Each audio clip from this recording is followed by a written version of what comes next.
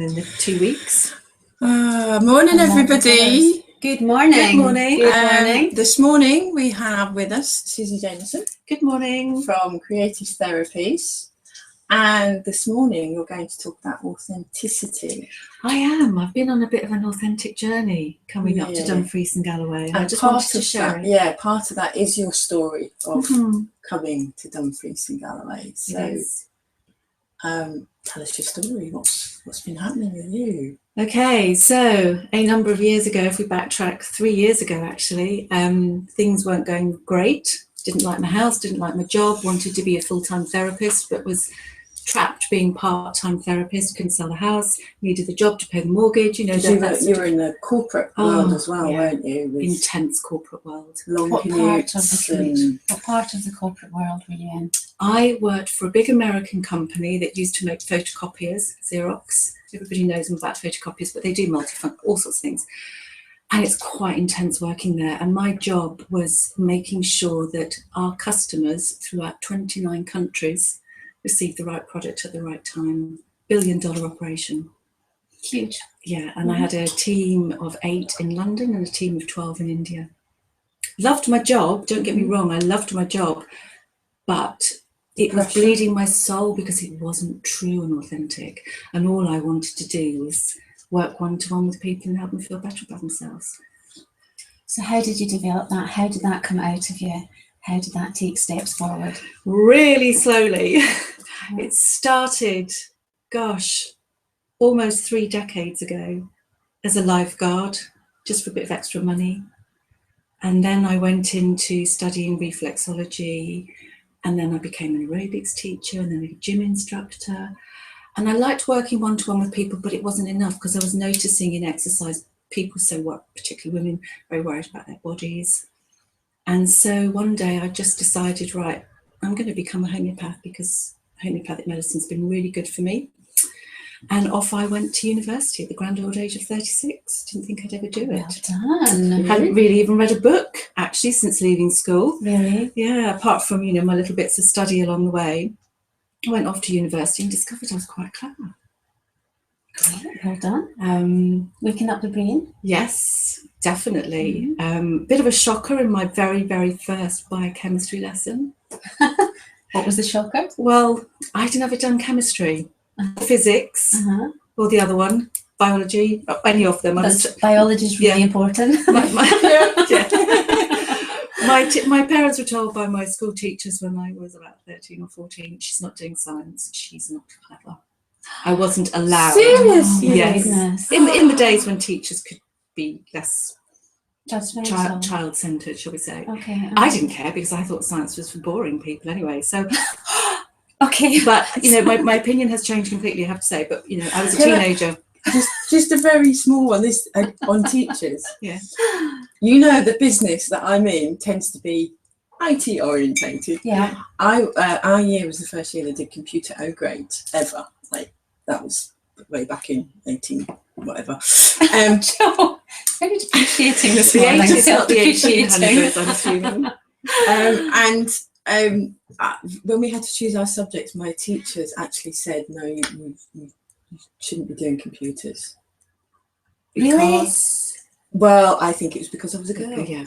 So I had to get my dad to write a letter that I was to do computers because that's what I wanted to do. And then, do you remember the YTS scheme? Yes. There was 2 of us in for an IT job. Now I aced my computer exam, and I walked out. Well done. The exam was like an hour long, and I walked out after 30 minutes. Not only having completed the entire exam, but there was a choice of questions. You had to answer 2 out of 5 questions. I answered all 5 questions in half an hour, walked out, aced it. The guy that went for the interview with me did not have as good a score, but he got the YTS IT job and I got the secretary's job. Okay, Jo. So look at you now. So teachers need to wake up, or they perhaps have now. I think some of them, hugely. those that have got the true vocation in life, those that have got the heart for teaching and for education. Yeah, because you just turned around, what was it, 10, 20 years later and went, I can so do science Yes. very well. But I Well did make a done. bit of a faux pas in my first biochemistry lecture, and bearing in mind there was about 90 students in there. It's a big university lecture with all the different health, alternative health pathways, and we did the core science subjects together. And at the beginning of the lesson, you know, that the teacher was talking about atomic stuff, and I put my hand up and I said, "Excuse me, could you just go over what an atom is?" And 89 people went, and I thought, what? I don't know what an atom really is. And the guy said to me, "Are you in the right class, love?" And I said, "Yes." And I thought, right, that's it. My determination rose inside me like a tiger possessed. Good. And woo, got a 2-1. Yay! Well done. And actually, I find chemistry in the periodic table really interesting. Do you? Yes, but then there's a lot of homeopathic remedies made out of minerals. Okay. So that from, helps. you know, when you bring in the personal and the Good. psychological element into what those, what they're called, atoms, things, minerals, don't really know what they're Molecules. called. But that's the ones, thank you very much. I'm not a scientist. And also, Maybe you are. also the chemical reactions that goes on with Yes. homeopathy, because obviously it's a substance that you are giving to somebody. Yes, and it's Passing on. just so interesting. So Transmitting. my brain is just, it's almost like it just continues to get bigger. My dad once told me, your brain is like a sponge. It can absorb as much as you give it. And actually, I think that's so true now, It's because also constantly muscle learning. as well, because you're constantly, you Exercising. have been exercising more and more and more and more, so it can now do more than lots of established neural pathways, Yes. very important. And there's different stages in life that you can re-establish those neural pathways. There are. You can do it about, well, when you're a child between 1 and 7, and then again when you're between 11 and 15. That's really key times for you to establish. And then again when you're about, I think it's about 25 to 30, but then again when you're about 40ish. So it's really key times that you can actually waken up yourself and start. So I actually think that there's different stages in life that you can actually just go for. So would that be for like almost a 7-year It cycle? seems to be a bit like a 7-year cycle. But again, you know what? I think that you should just go for whatever energy you've got in life. Just listen to your body and just go for whatever you're being driven to do. And that's If you've about got energy for learning, because part of the benefits or how we learn is that if we're emotionally engaged and interested, and it means something to us in our life, what we learn then becomes knowledge. Yes. So we're no longer in the, you know, having the facts fired at us. Now that we're able to be interested and apply it, it then becomes knowledge. That's Part of Kolb's experiential learning, where you become aware, you learn, you practice, and then it becomes part of you, that knowledge that you've done it. Yes. You're doing it. And during that Being. process, the neural pathways are being reinforced and strengthened. And that's So, the yes. conditioning as well. You're conditioning your habits. So you did a whole chunk of learning, obviously. I did at loads of learning, university. and then it got went a lot to- of diplomas to my name as well. But you know, let's not go too deep into that. But the whole point was to be able to offer a range of services, because some people like to talk, some people like to be touched, some people like to do, some people like to learn, some people like to reflect. I mean, there's lots of different ways that people can grow and develop, and it doesn't just have to be about therapy. It's not just about, oh, I've got a problem, I need to go and see a therapist. I also wanted to work on a physical level as well a bit, which is why I did massage and stuff. But once I finally got on to the creative dance therapy, which, you know, ended up being my own creation, and Which is fabulous, by the way. thank you, which I ended up with a small studio with a giant mirror and a pole in the middle of it. It was not appropriate, I didn't think, to be offering sports massage, considering that quite a few of my clients would be men. I didn't want to give the wrong impression. So I decided to take a step back and think, okay, what is it that I want to do with my business? What do I want to give to people? And so once you start being true to yourself and being authentic with yourself and your own business, things start to flourish and grow. And my business took a different dimension. one I didn't expect it to take. And interestingly, you know, I went into business when I came to Scotland to focus purely on women who'd had troubled pasts. And I'm now doing a lot of employee support work. So everything ebbs and flows. And so all that time that I had in my corporate life, which I thought I'd walked out on, is actually really beneficial to my client work now. It's giving you a big base, so you have total empathy now for that person. Totally understand what they're going through. Yeah. Great structure. Yeah. Foundation for your business. Yes.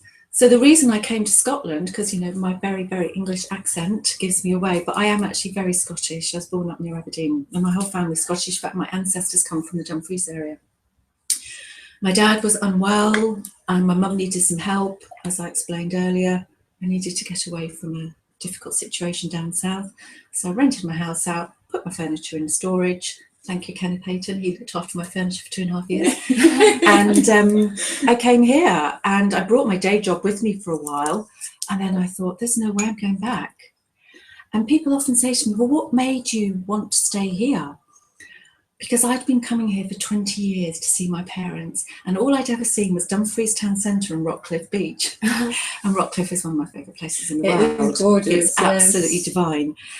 And what do you like about it? Oh, it's just so calm and beautiful. It's where the sea and the earth meet each other, the sea and the countryside.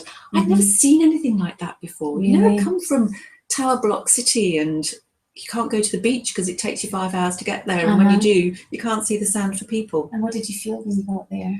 Oh, I just fell in love with it. It's just magical. It's absolutely magical there. And so every time I came up here, I said, oh, can we go to Rockcliffe? Oh, we can go to Rockcliffe. And it's raining outside. But anyway, I used to visit there myself.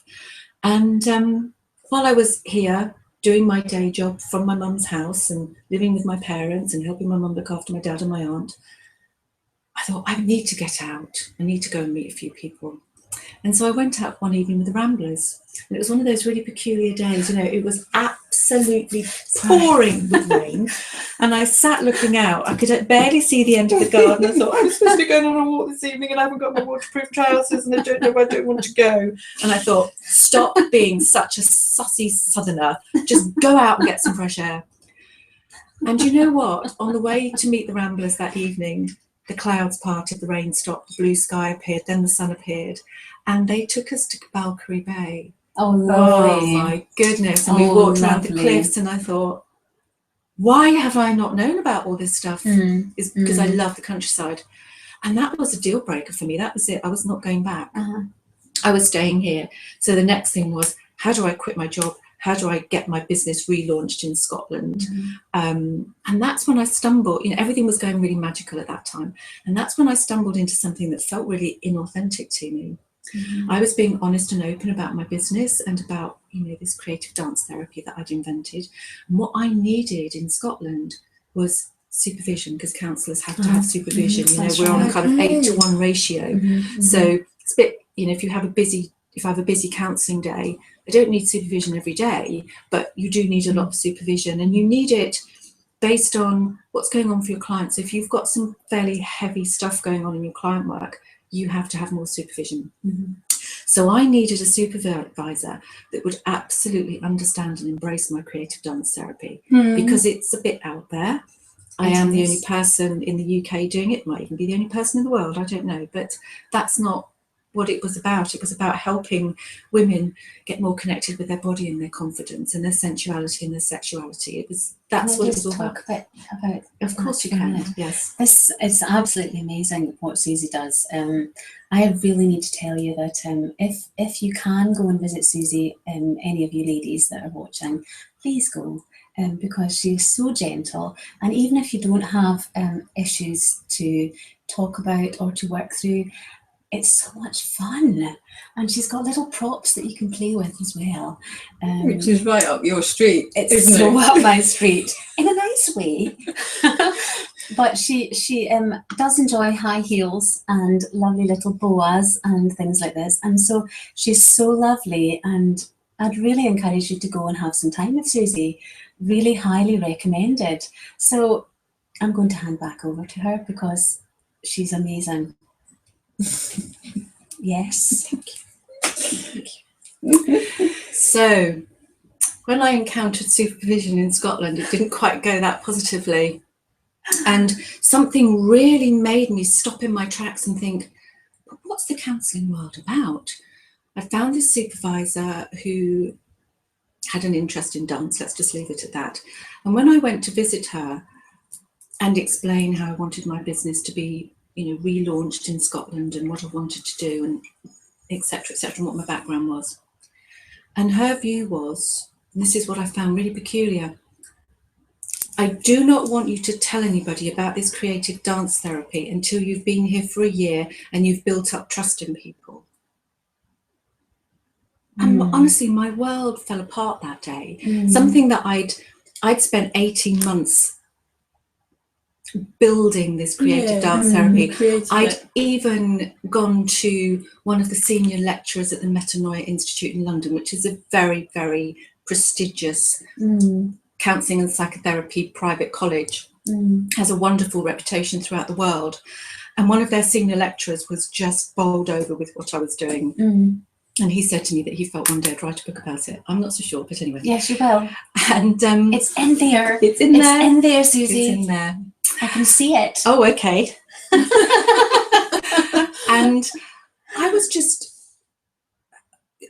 I think gobsmacked actually is the word I was, but so disappointed. And I really battled with these feelings. So anyway, I decided that supervisor wasn't quite for me. Did she say why? Because she wanted me to build up trust in this new community I'd found myself in. And I thought, well, you can't build up trust and then say to people, oh, by the way, I've been holding something back from you. Because for me, that's a trust destroyer. Being honest and open at all times. This is what I do. Yes, this is me. This is what I do. This is what I have to offer. It was almost like she had a fear of it. To me, it sounds like she had something that she needed to withhold, that she was holding back personally, that she was trapped in some way and holding back fear of judgment, and that she wanted to just hold you back and keep you down for to regulate you. It was most peculiar. Tie your wings. Yes, and I actually felt my wings had been cut off at that point. So I went and found another supervisor and built up a good rapport, had a supervisory session. And then that supervisor also changed their mind. And all of a sudden I was sitting in front of another person who said, no, you cannot do creative dance therapy and you can't work online. Oh. And that just took the wind out of my sails even more. And I thought, from my corporate life, I've been working online, using video conferences, interviewing people, managing teams through, setups like this since 1994. I've got hundreds of hours of experience of doing this. So what do you think was the issue? I don't know. I wonder if it was they were being authentic to the way that they did their business, the way that they were a counsellor or psychotherapist, and the way that they were a supervisor. You didn't fit into their slot. I didn't fit. Yeah, well, because I'm a trained counsellor as well, and I've worked with different organisations' accountability structures as well, and I know that there are very, very tight regulatory structures, and I know that if you don't adhere to them, then you don't fit in. And so, because it's creative merging with logic, they don't always understand, and so they can't break beyond that. But I think and I do see that there's a whole lot of women coming forward now who are going beyond the established business styles and growing beyond the established business styles. People like yourself, Susie, and they need to be celebrated, and they need to be given their space to grow, and need to be given their space to develop their businesses in a much more liberated way, because I feel that this is what the world needs now. That real authenticity. It's not about structure and business and logic. It's about heart, and it's about spirituality, and it's about healing, and it's about meeting people's needs, because the logic and the business strategies they've worked to a degree, but there's a layer upon that needs to be met, and there's deeper needs that need to be focused on. And I feel that people are starting to understand this, but they need to be provided for. And you're one of those people. And it's interesting because the BACP, which is the gold standard code of ethics and professional practice for counsellors and psychotherapists in the UK, their ethics department and I have had many conversations, and they're absolutely fine about it. See, what I don't understand is art therapy is perfectly acceptable. So it's not a huge leap from art therapy to dance therapy. No, and interestingly, to call yourself a dance therapist, you have to have completed a particular dance therapist course. That's why I call this creative dance therapy, because I'm a counsellor, so I'm there to support the people, the clients, from an emotional perspective. I have a background in exercise, so I'm a qualified aerobics teacher. I also went on and I'm a qualified pole dancing instructor and a qualified burlesque instructor. It's all there, and it all got merged together. And so anyway, eventually what I did is I went to Glasgow and I selected a supervisor who does a lot of writing. She actually is a lecturer at Strathclyde University, and she was just excited beyond belief when I turned up. Oh, how interesting, you know. So I've got a really great supervisor. I've kept one of my southern supervisors because I just really enjoy working with her. So we connect on Skype, which is great. And when I'm down south visiting the family, I also go and have a supervision session. And I've also got a third supervisor who's a lady training to be a supervisor that I met through the counselling directory. And we connect online as well. So, you know, and a lot of my work, I do a lot of online work with my clients. So I serve clients online and I get supported online, and it works really well. It's great. This is online. It is. Are we doing anybody any harm? No, we're not. So everything that was said that you could not do, you're actually functioning in. Oh yeah, absolutely. You're functioning in. So all of those negatives that were said, you've blown them out of the water. They've gone. And interestingly, Well done. Just over a year ago, the BACP for Scotland had their annual conference in Glasgow, and they asked a few counsellors if we'd like to do what they call a 2-minute platform, just to talk about something.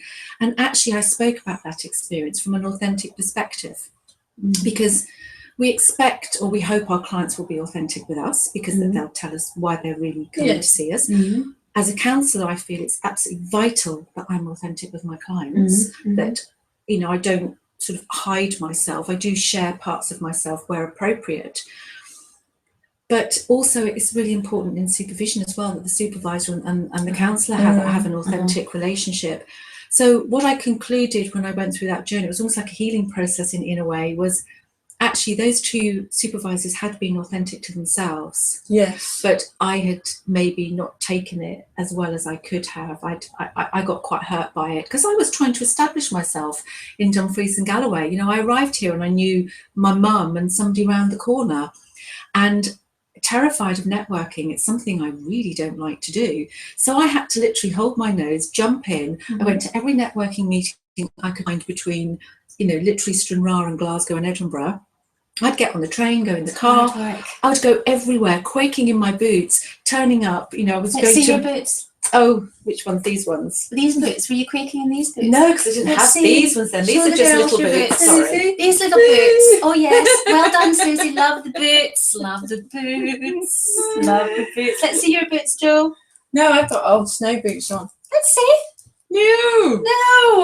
Oh. They're Yeti boots. My boots. You've got nice boots on. Have I got nice boots on today? Oh, nice wedge boots. Lovely and boots, comfy. little Hold your boots, feet. Well, I like those boots. Do you like my boots? Yeah.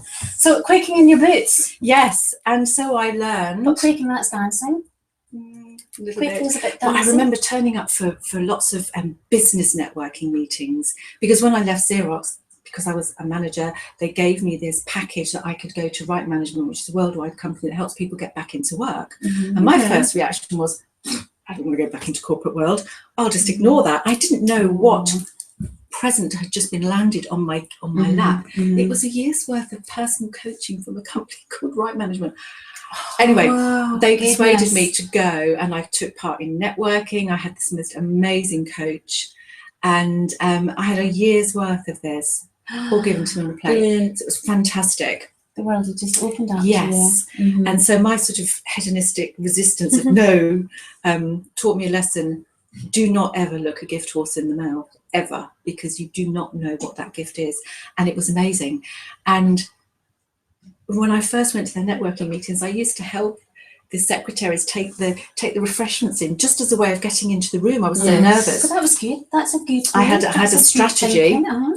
And then there was all these men who'd been made redundant, mainly from a big corporate company near Edinburgh, which shall remain nameless. And they were all desperate to, get another marketing job or a head of corporation job. And there was me in my floral dress and my pink lipstick. And they say, "What do you do?" And I said, "I'm a creative dance therapist." "Well, what's that?" And I said, "Well, I work with women who've been abused, and I use their pole dancing and burlesque." And all these men would go bright red and disappear. And then I thought, do you know what?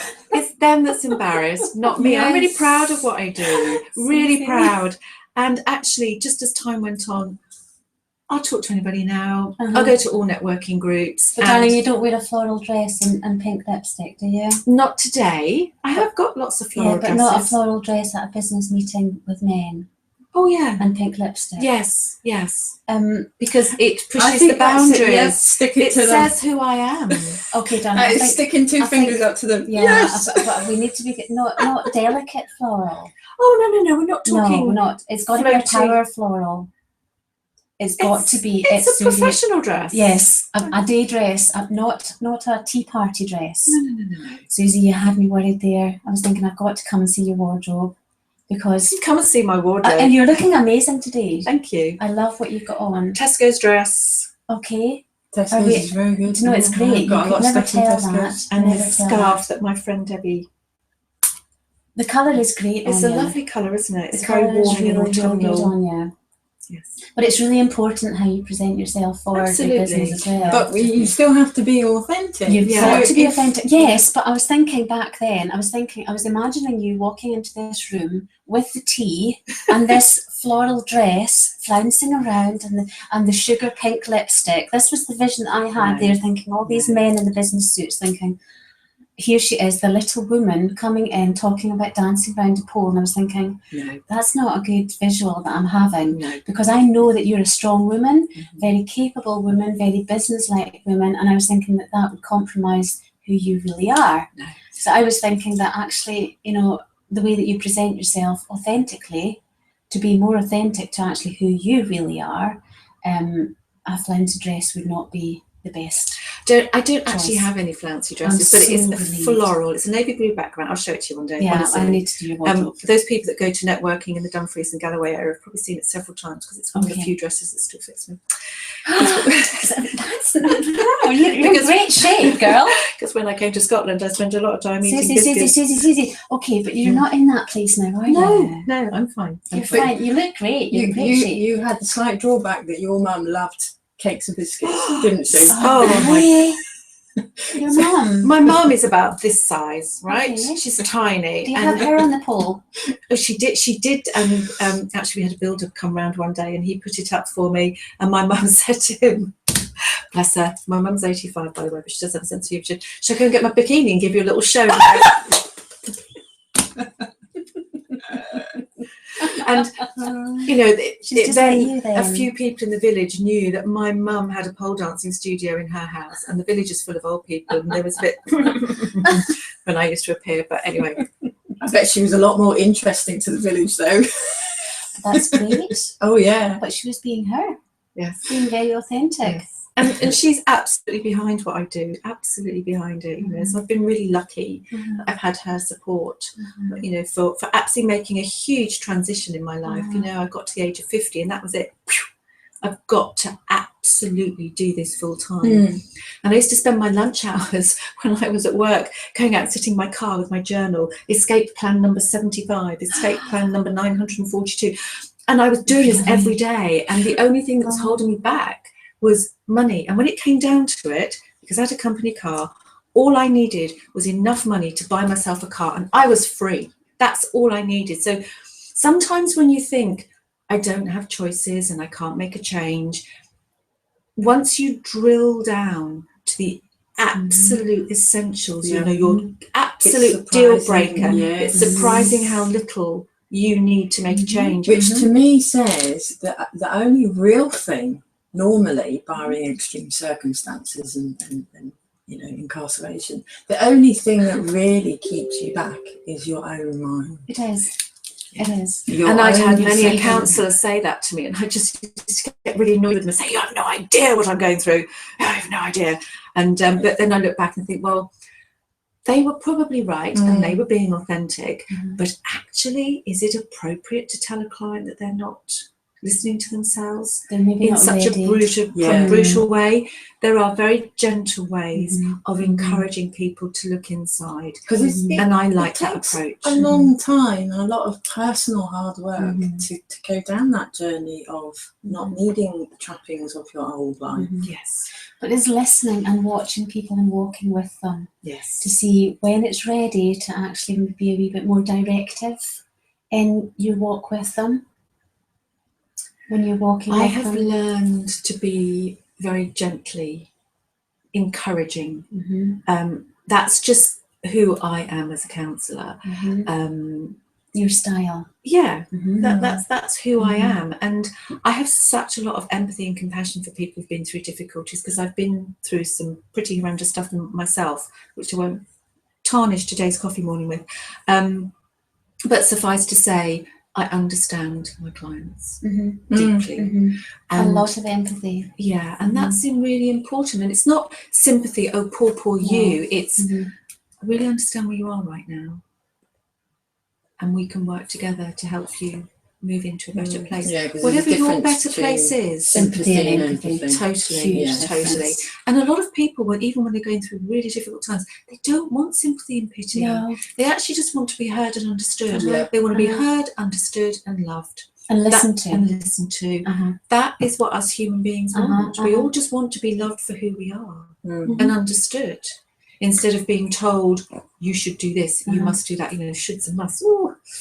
Don't like those words very much. So in that journey, do you feel that you've now kind of settled in Dumfries and Galloway and you've got your support network? Do you see that settling? Do you see that? The visual settling. At what point did it go from shaking in your boots to see men in grey suits to, I'm going to go and see, Joe and Yvonne and Caroline at the next networking meeting, I've just become quite, and sip cocktails. I've just become a bit bold and brazen, I suppose. But at what point did you go, I'm quite enjoying this now? About 18 months ago. I think it was once 2014 started, and I knew that I was actually going to be rebranding, relaunching, and putting my stake in the ground, and this is what I was going to do. So instead of the homeopathic consultant, which is what I used to be, and then the counsellor, I was becoming Susie Jamieson Creative Therapies. So I was opening up and blending my work and being flexible and, doing it the way I wanted to do it, that felt right for me. And I think it was probably about spring 2014 when my confidence rose. I'd got rid of all the dregs of being in corporate life and being so constrained, because you can't be your authentic self. You are constantly having to put on that adult persona. But it was more than that. I just felt like my soul was being bled dry by the end. And then, of course, when you try something and your confidence just grows and grows and grows and grows and grows. And because I did so many things, every time I did something, my confidence would grow even more. I thought, I'm fine walking into big rooms full of people. I'll stand up in front of anybody and talk. But I'm not very good in those social settings. So if you put me on a stage in front of 300 people and ask me to do a talk for half an hour about something, I'd do it. I'd be nervous, don't get me wrong. I would be nervous, but I would do it. Right. But if you said to me, there's a room full of 500 people over there that don't like anything to do with anything that you do, go talk to them individually, I'd be like, not sure about that bit. So what do you think the difference is? I think it's easier sometimes to stand behind your professional persona at times, because if people don't like your profession, that's okay. And it's not you. It's not you. Whereas if they don't like you as personally, a person, it's harder to accept, because it then becomes personal. But actually, my business and I are quite integrated anyway. And I have reached the point where, if people don't like me, that's fine. They don't have to. everybody can't like me. I don't like everybody. I'll be perfectly honest about that. I don't. So yeah, I think it just practice and just but as repeating. well, Susie, you walk into a room and you think, you know, like you think to yourself, do you know what?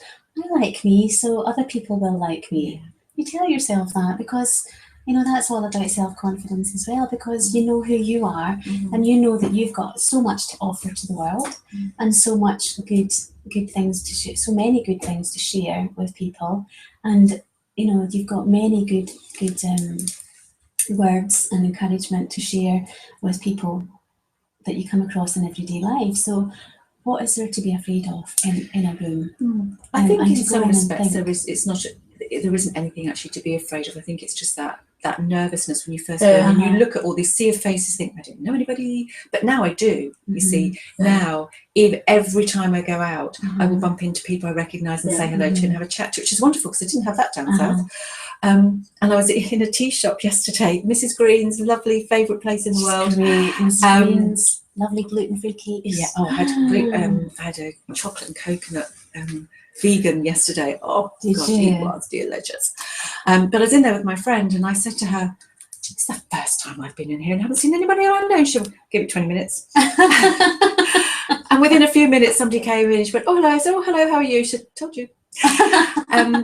But, you know, to have built all that up in really less than, well, I'll have been here 3 years in March, but I hid in my parents' house for the first 6 months because I was so busy working, because I was working remotely. But once I quit my job, then I had 4 months of being busy doing absolutely nothing, and it was just heaven. I used to take my dad swimming a couple of times a week and help him walk the dog and, you know, do things like that. And having to do nothing is so relaxing. And then once it got to about Christmas, I thought, right, got to get this business sorted, got to, you know, get my life started. I've decided to stay here. I need to really make this happen. Was there a physical change in your body that drove you to that? Did you actually start to feel the change, the seasons change inside? Your mental seasons change? My mental seasons, I wouldn't say it was a physical change. It was very much a mental. The passion and the determination started to rise, and I thought, you know, you're not fulfilling your true purpose right now. I needed a rest. And I think sometimes when you make a transition, because transitions can be really turbulent depending on how they turn up in your life. Stressful. Yes, they can be. But I think that the stress went before I quit my job, and that stress helped me to quit my job. And then I had the money to buy the car, so, you know. Yes. So you got the car. I got the car. You quit the job. I quit the job, and then the rest just started to just literally tumble into place. And of course, when you do something like, I'm a creative therapist, and one of the service offerings I have is creative dance therapy, and it's using pole dancing and burlesque. People go, oh yes, well they hear you. Whereas if you say I'm a counsellor, they might think you work for the council or that you're a therapist. They don't actually know. And some people will ask, and some people won't. They'll certainly rember what you do. Yes. It's so different. Like you say, there's no one else, certainly not in this area, that does Susie, anything can you just like show us a little bit, just a little move? Show us a little move, please, for the ladies, because you might get to practice this a little bit over Christmas, girls. Just a little move. Oh, if only this was a feather boa. I know. What colour would it be today, Susie? I think today I would be using my emerald green one. I have an emerald green feather boa. It's beautiful. And I have some little gloves with fake fur just around the wrist, and they're very darling, faux fur. And they are really, really what's the word for very thin fabric? Very delicate, sheer delicate velvet. They fit beautifully. Like a glove. Yes, like a glove. And they're so 1950s. But vintage. Yes, with an emerald green boa. You know. Can I borrow them? Go for it. So that was, did you see the little hand thing? Do it again. So and those are very, very important moves, you know, and not just in show and in, you know, the burlesque performance, but actually when we're talking about just do it trauma recovery. So okay, trauma recovery, and I'm going to take this to trauma recovery now rather than burlesque. I use a lot of Peter Levine's work and Babette Rothschild. You know, they are like the gold standards of the body remembers the traumas. And so what people often do when they have a trauma is they dissociate, so they live outside of themselves. They don't get connected into their bodies. And so what you do with them is you help them, you know, this is my finger, this is my hand, these are my palms, this is my arm. My arm helps me do such, you know, my feet, you get them to put their feet on the ground and feel the earth supporting them. So you start to get them grounded into their bodies and reminding themselves that their bodies are a safe place and can be a safe place again, and to get more confident about being in their body. So the burlesque work and the chair work and the pole gives a client something to work with, something to touch, something to sensate with. Yes. So when we talk about, you know, when I talked about pole dancing and helping, not all my clients have been sexually abused, but helping women over sexual, mental, physical abuse and getting reconnected with their bodies. And that might be words or physical. Yes. Or emotional. Yes. Abuse comes in so many forms. And the pole is almost like a prop, a safety, something to lean on, something to work with. Because if you're in a one-to-one session with somebody and you're dancing in front of somebody who you think can dance better than you, which probably I can't. No, but I'm not a professional dancer. You know, I just help people express themselves. That pole is such a prop. I've heard people say, oh, it's like a friend. You know, I've got something to dance with. I'm not just standing in front of you feeling vulnerable. You know, the pole. And then I work a lot with masks, actually. And then when you put a mask on, you can be someone else. You can step into that persona. I also use what we call the liminal space. And this is used a lot in drama therapy, where you have almost like a threshold that the client crosses when they start their work. And quite often I use boas, but, you know, you can use materials, you can use anything that the client wants to use. And they stand in front of that or within it and they step across, and that's them in their therapeutic space. And they go through whatever it is they're going to do in their session. And then before the end, you take them back over that threshold, back into themselves, you know, back to the person that's going to leave the studio and getting the car and drive home or get on the bus or whatever it is. So they're what I call back up to street level. They're able to go back out into real life and not go, oh, what just happened there? You know, you have to get them to that point. And that's really, really important in therapy. And I mean, I've been doing that for years, even in my homeopathic practice. Because when people are letting go, it's a very cathartic experience.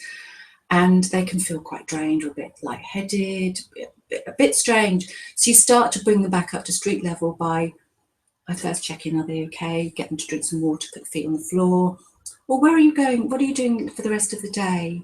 To get their mindset back into leaving and going out through my door. You know, just to make sure that they're leaving as safely as I can help them leave. And the feather boa work, that is very, very real. Even though it's a lot of mind work and emotional connection, the physical mixed with the emotional and the mental, you know, it works. And it maybe sounds as if it's an airy-fairy activity, but actually the long-term repercussions are long-lasting. They really are. When you actually do some of these exercises, the mental changes are so far-reaching. They are. So the things that you do, Susie, have major impact in people's lives. So, you know, I'd really encourage people to come and spend some time with you. So what's your plans for your business now? Because you're getting quite busy. I'm very busy. You've moved house. You've got a couple of established clinics outside your own studio, etc. So what's next for Susie? Well, I'm in another transition. So I'm still working in my mum's house in the studio that she built for me to help me start my business because I'm so spoiled. Loved, darling. Loved, not spoiled. And unfortunately, my mirror is no longer in there, so I'm having to use a portable mirror. So I need to work out where the pole goes next. because I'm moving into a clinic in Lochmaben, but I'm only going to be there 1 or 2 days a week. And I've got a dance studio in Glasgow that I can use, which is a pole dancing studio, so I don't have to take anything with me. You know, Nice. poles are heavy to carry on the train. I'll buy the pole. And so, because I've got very high ceilings in my new house, I may have to have a new pole made. Excuse me. Or I find another location, or I just stay in my mum's house and get another mirror. It's a good facility. It's very good because it's very discreet, and you can just park on the drive. No one knows why you're there. And you just come in, and you could be coming in for anything, because I'm also a homeopath, an EFT practitioner, a counsellor. You could be coming for a massage. You could be just coming to see me. Nobody knows. It makes you more diverse, Susie. So, and another clinic. What about the actual business itself? What are you planning on doing with the business? I am currently planning a second day in Glasgow. I've got a new clinic in Sucky Hall Street, and that starts in January. Nice. So I'm going to be doing some Facebook marketing for that. I already have a clinic in Glasgow, which is directly opposite Central Station. Beautiful location. So lots of Glasgow clients. Yes. So the ladies down here are missing your time.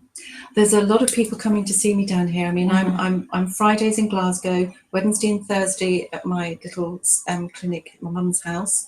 Mondays I work for the MS Society, so I provide counselling for them a couple of Mondays a month through the Dumfries branch, and that's why Tuesdays now is going up to Glasgow. And I would like a day where I can work from home as well, but I seem to be running out of days. Okay.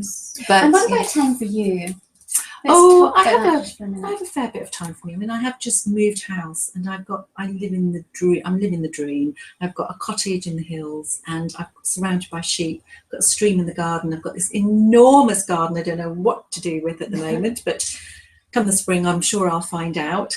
And what I've got, because the cottage was renovated before I moved in, just because I happened to turn up at the right time, when they put in the new bathroom, I asked them if they would leave the bath. So they popped that in the shed for me and said, "What do you want the bath for?" I said, "Well, to build a fire pit in the garden and put the bath over it and lie in the bath at night and look at the stars. Why else would I want the bath? You know, that seems perfectly normal." Doesn't everyone Yes. It's a poor man's sauna, if you like, or hot tub. And they went, "Oh, right, okay." So I've got the bath. So that's a project. I take it it's a cast iron bath. It's a cast iron bath, yes, not an acrylic one. It's good taste, darling. Good taste. Good taste. Yeah. That's what I worked it out. Once I saw the bath had come out, I thought, "Oh, it's a cast iron one, yes." Can keep that. And lots of walking. I'd love to have a dog, but I just don't know if I could take the dog to work with me. I would have a dog, but I think right now it's just that's a project that's kind of on hold. If you had, excuse me, a well-trained, well-behaved dog, that can sometimes give people a good connection. Yes, they can talk to the dog, and it's easy to talk to something like a dog. Yeah. Because they just look at you with those eyes and they don't judge you. Trouble is, I want 2 massive dogs. I want either a couple of Rhodesian Ridgebacks or a couple of boxer dogs. Just a look, Oh, Susie, my goodness, you want energy, don't you? Yeah, but they can still be the most wonderfully natured dogs. They are wonderfully natured. Both of those breeds are beautiful. But I've got to be reminding of some clients might not like dogs. They might be frightened of dogs, or they might. I remember going to see somebody once, and she had I don't know what she had a dog anyway. And this dog was obsessed with my leather boots, and they just kept saying, "Oh, she does like a bit of leather." And I'm thinking, "These are my leather boots. Will you please get your dog's tongue off my boots?" That's a bad mannered dog. Yeah, that's not and a well-behaved dog. Yeah, I'm not sure. It takes a lot of effort to train a dog. I know it does. So do you have the time and effort? At the moment, I genuinely don't. All my energy is put into my business, because I don't think you can ever relax being self-employed, and particularly you said something really poignant at the last Being Business Mingles night about helping women to expand their online presence. Yes, because that's one of my key goals because there's only so many hours, and as counsellors there is a rule, and it's quite a strict one, no more than 20 counselling hours a week. That's it. So I can't work more than 20 hours a week when I'm with counselling clients. I can do my other therapies on top of that. Yeah. So, you know, when a counsellor says they're full, that means they're working 20 hours. But then they've got lots of reports to do. They'll have to have at least 3 hours of supervision as well. And it's quite intense work at times. So you have to remember that whilst, you know, a corporate person might think, well, you're only working part-time. Not really, because you have to be fully present with that client for the entire hour you're with them. You can't, you know, sit around a business meeting doing your shopping list and, you know, planning your next meeting, or just disengaging and looking up every time somebody says they've got any questions. You are absolutely fully engaged with that client. Plus there's this is preparation. There's the preparation and the post. And the post, after you've yes. had the time. You can't just rush into another client. And they're drawing from your energy as well all of the time. Because when you're listening with a person, a client, you're giving of yourself as well. So the whole energy exchange is there. So it's exhausting sometimes. Sometimes I get tired, but interestingly, I haven't had many tiring experiences. I mean, I am blessed. I honestly, the universe has sent me just the most wonderful clients to work with, and I'm really humbled by all of them with what they share. I want to pick up on that point, because this takes you back to the original topic of authenticity. I firmly believe that if you are completely authentic with yourself, what you do with your business, you do attract the right client. Yes. And if you in any way are not authentic, you will attract everything get confused, and it won't flow and it won't work. Yeah. And I was also interested in what you said about the corporate world, that you tend to feel that you are forced into a round hole, and a square peg in a round hole type of thing, and you end up trying to emulate certain behaviours and certain dress codes to be able to fit in, which is quite often not you. And it reminds me of Katie's discussion at our Mingles night. If you weren't there, you missed a really good night, because Katie was talking about how women in general, especially in a male-dominated world, which is usually the corporate world, or at least the corporate world is usually male-dominated, in that women will quite often try to conform in some way, or they get ostracised completely. And yet it's in us. It seems to be in the average female, not every female, but it seems to be in the average female from a very, very early age, to please people.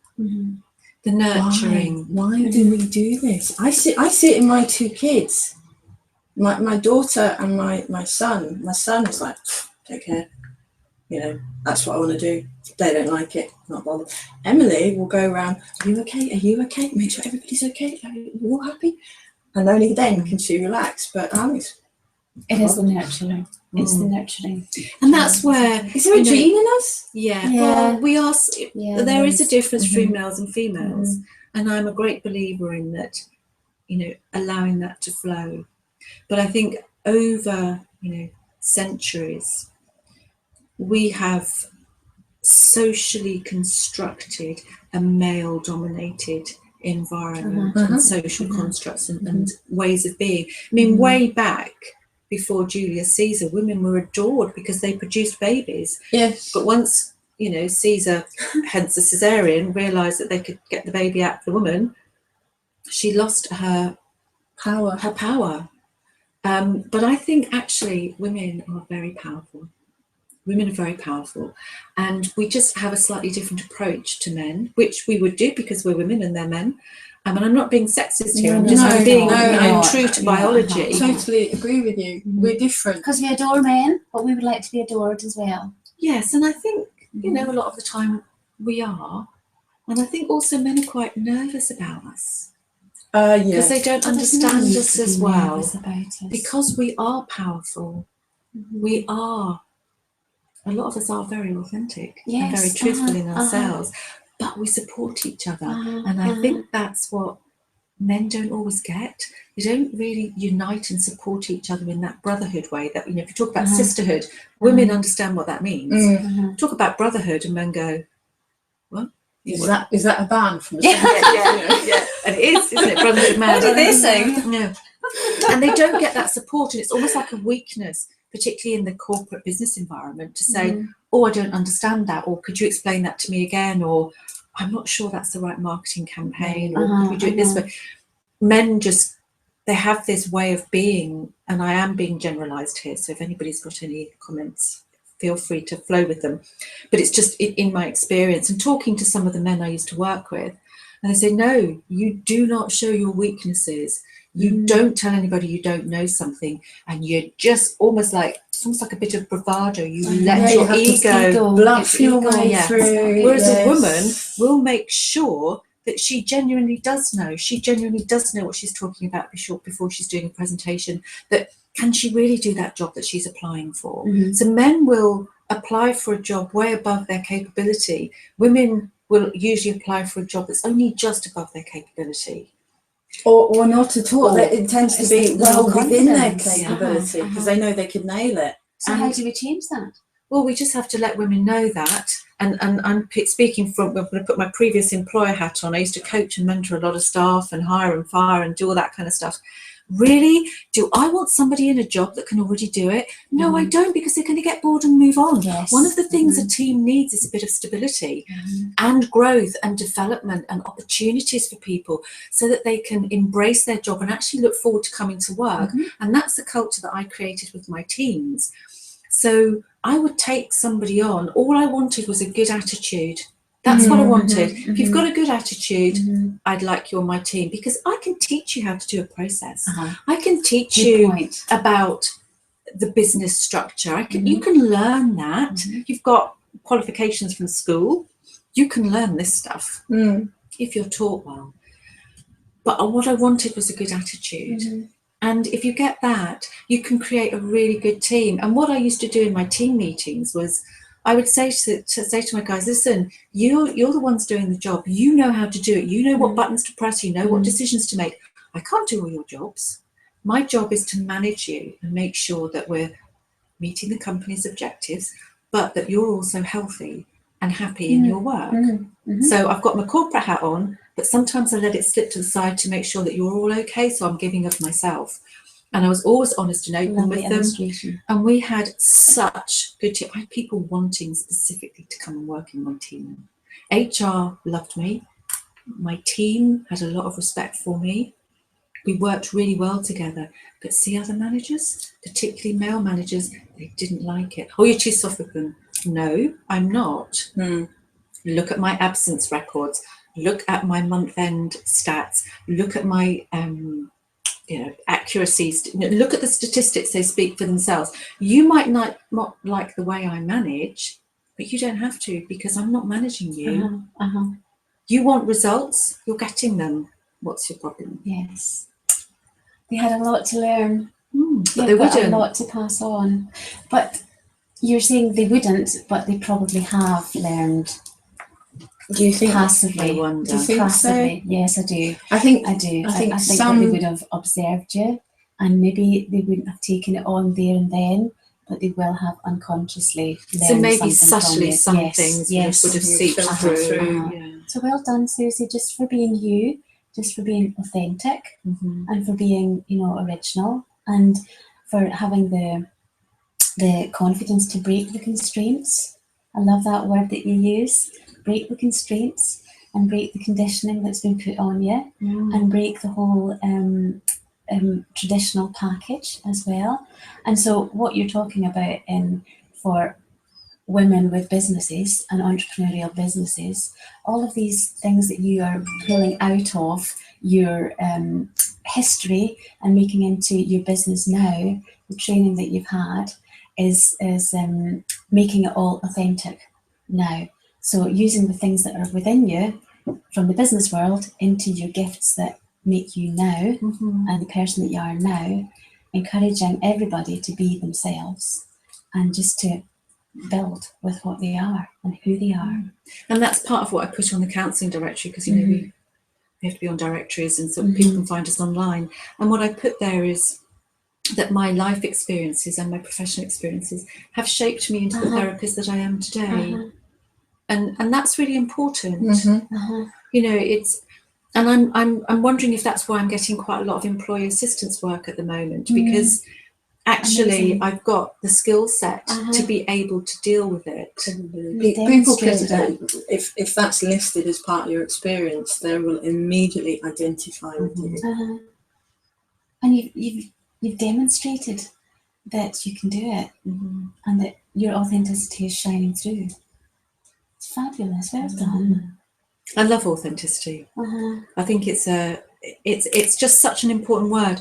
And actually, do you know what?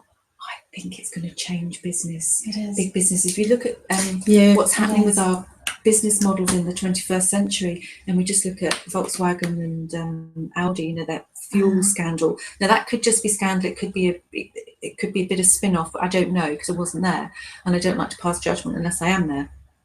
But our business models are so outsourced, and you know, we have people do service deliveries for us. And so how do you maintain the company core values and the authenticity of a big organization that is actually working collaboratively with another of other organizations that may not have the same core values? So things get a little bit diluted, and I do wonder if we're going to see quite a shift now, because people want honesty and integrity. They want to know what's going on. You know, I'm doing the E-Myth coaching. One of the first steps that we have to take people through is their authenticity, figuring out who they are, what their business is, and being true to themselves. And that is like the core foundation of the rest of the coaching, is to figure it out. And to the point that sometimes you need to say to a customer, no, this is not the right fit. I don't want your business. And that's okay. It is, because otherwise you could be forced into that situation where you're not authentic, and then it really starts to compromise who you are. And it would be very stressful to do something like that. I have a whole network of referrals, so I get asked interesting questions, and I do sometimes get asked by friends, could I come and have some counselling with you? And I have to say, no, I'm sorry, I can't. Ethically, I'm not allowed to, but I will refer them on to a number of people. I also have clients that come to me, and one of the first questions I ask them is, do you drive? Because if you don't, you can't get to me at the moment. Not here in Glasgow, it's easy, you don't need a car, but around here they would need a car to get to me at the moment. And if they say no, I say, okay, so tell me where you live, and then I will give them the names of counsellors that I know can help them in that area. And it's very interesting. I've done that a number of times and said to people, okay, that sounds like a long way for you to travel, or you know, let me help you find somebody. And actually a couple of weeks later they'll come back and say, actually, do you know what, I'd like to come and see you. Which actually, on two parts, says a whole lot about you. It says that you're not just in it to make a living. No, I'm not, unfortunately. Maybe I should be, but I'm not. No, because you know, because you're in it because you care about people. You're not just in it to make a living, to make money, and so you're able to therefore think about the person and pass them on to another person that you believe is going to be beneficial in their life. So that is very big of you. That is a great pure heart. And secondly, that you're actually sitting back and thinking, okay, they're not right for me to actually work with them at the moment because of their personal circumstances, but I'll sit back and I'll wait for the right people to come to me, and actually they come back to you. So they were the right people, but you didn't hold on tightly to them. So holding on tightly to people actually sometimes sends them away. So it's actually really good to hold on to things lightly and just allow things and people to come in and out of your life just freely. I also think, and love them freely. On a business side, and you were talking about there needs to be a shift with the bigger businesses. I think that is one of the best marketing strategies, is to figure out what actually the customer needs. You know, if you are to be told by a supplier, actually, their product isn't for me, you suddenly think, oh, that person's being honest with me. I'll go and do what they recommend. But do you know what? If I need that, I'm going to go and see them again. That is such a brilliant long-term strategy, marketing strategy, to be, back to your point again, of being authentic. Businesses cannot, of any size, cannot afford to not be authentic, not in the long run. Because what do you feel if you get cajoled into buying a product and you get home and think, oh, it's not really what I want? You'll avoid them. Yes, and a bad feeling in your stomach. It's not you don't want the pushy stuff. No. I don't push. I never even. My conversion rate's really high, so people contact me usually by email, and I'll have a little exchange with them, and then I'll offer them the 20-minute telephone free consultation, because I think it's vital in therapy, actually, that you get on with your therapist, you like your therapist. Therapeutic alliance is the #1 factor in the success of therapy. That's it. Plenty of research out there. That's it.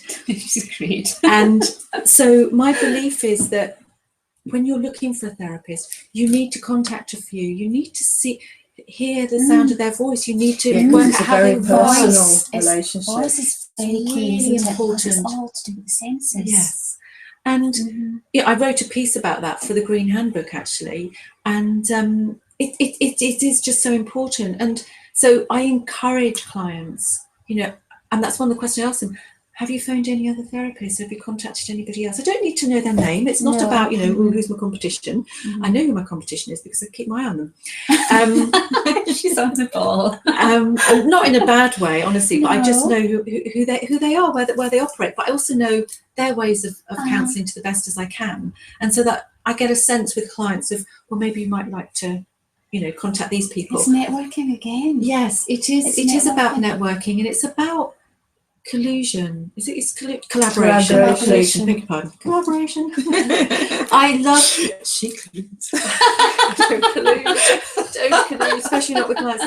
I love collaboration, and I think it's really important because it opens the channels of flow, and you never know when you bump into somebody what your long-term journey is going to be with that person. You and Caroline were the very first 2 females I met at the very first DG Chambers networking we were evening. the first, really? Yes, and you sat opposite me.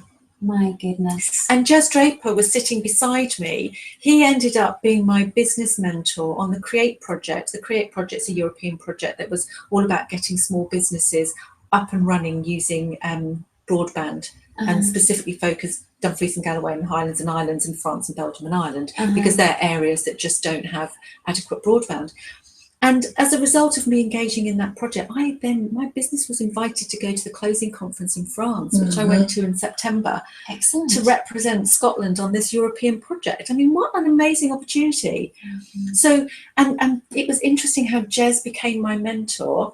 I'm now working with you, and you've done my lovely website, and I've still got to get my wardrobe sorted out by you, but it will come, I promise you. And I've bought presents for people from Caroline, and that's just the 3 of you or 4 people that I've mentioned. But you just don't know where your journey is going to take you. So every contact is important.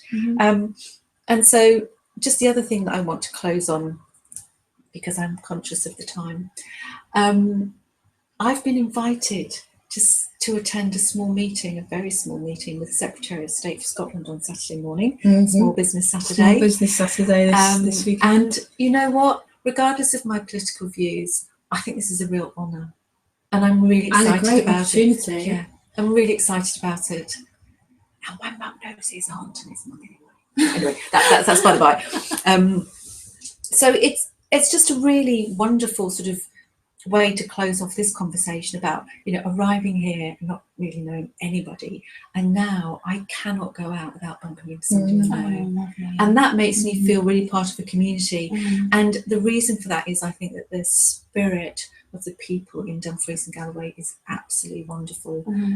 The people are genuine, and having come as a sudden stress head from the southeast, can't wait in the queue in Starbucks, always rushing, I've slowed right down. And I'm so glad I came here. Best thing ever. So thank you to everyone who's made me feel welcome. Oh, well, we are so glad that you are here in Dumfries and Galloway. You're a treasure. Oh, thank you. You're a gem. and you're really welcome. So shine. Shine on and bring some lasting change to the people here, and they will love you.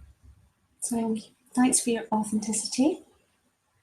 Yeah, thanks for coming along. Yes. Very, very interesting. And yeah, Advertising as well. we are going to have to wrap up because we have gone over the hour. So apologies. It was an interesting chat. Yes, Thank you. Yeah. Thank you. So very, very briefly, next month is, I think it's the 6th of January. Wednesday. Yes, Yeah, Wednesday the 6th. And we have Lee Med coming along because he's going to be talking about the business awards and how you guys can get involved and get free promotion, free PR through the business awards. Very exciting. So he's so we'll have a gentleman on the seat. an honorary guest. The first we'll get to talk gentleman. about his lovely new wife. Yes, I know. Isn't The that exciting! exciting? I saw the photographs. Gorgeous. How exciting. They didn't just look happy. They looked like they were having an absolute They ball, are an absolute blast. crazy, gorgeous people. Love them. Can't wait to hear all about it. Brilliant. So yes, we will interrogate him on the actual wedding day. Interrogate. Yes. Interrogate. Yes, we want to know everything. Well, we'll talk more about all of that. We will get some business done, but we'll interrogate, as Joe says, over coffee. Yes. What We was the need to cake have like? What was actors the dress as like? well. Oh, was the the cake looked beautiful. It was so cute. Everything was just, it was just lovely. So Absolutely be primed. Be primed, Lee. Yes. We Sorry. want to know details. Wedding talk.